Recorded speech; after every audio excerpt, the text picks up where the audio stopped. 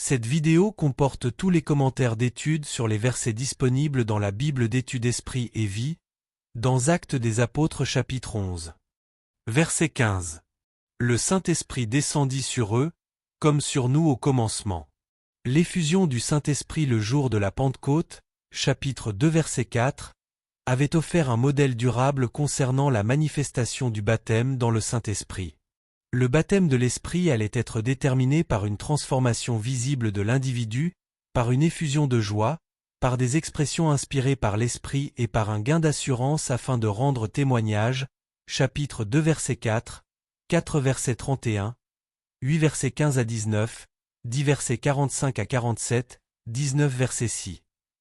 C'est ainsi que, lorsque Pierre fit remarquer aux apôtres et aux frères réunis à Jérusalem que les membres de la maison de Corneille avaient parlé en langue lorsque l'Esprit était descendu sur eux, voir chapitre 10 versets 45 à 46, ils furent convaincus que Dieu accordait le salut, en Christ, aux gentils, verset 18.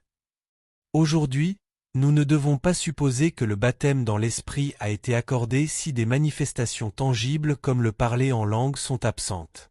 À aucun endroit, dans le livre des Actes, le baptême dans le Saint-Esprit n'est considéré comme une expérience basée uniquement sur la foi. Voir chapitre 8 verset 12 et verset 16, note. 19 verset 6, note.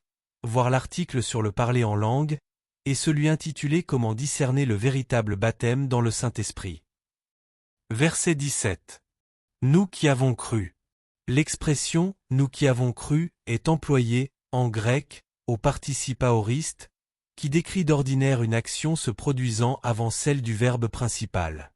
On pourrait donc traduire, de manière plus littérale, « Dieu leur a donné le même don qu'à nous, après que nous ayons cru ». Ceci est conforme aux faits historiques qui nous montrent que les disciples ont cru en Jésus et ont été régénérés par l'Esprit avant la Pentecôte, voir l'article sur la régénération des disciples. Verset 18. Après avoir entendu cela. Le discours de Pierre a fait taire les objections, versets 4 à 18. Dieu avait baptisé les gentils du Saint-Esprit, chapitre 10 verset 45, et il avait ajouté au baptême la preuve convaincante que constituait le fait qu'ils avaient parlé en langue, chapitre 10 verset 46.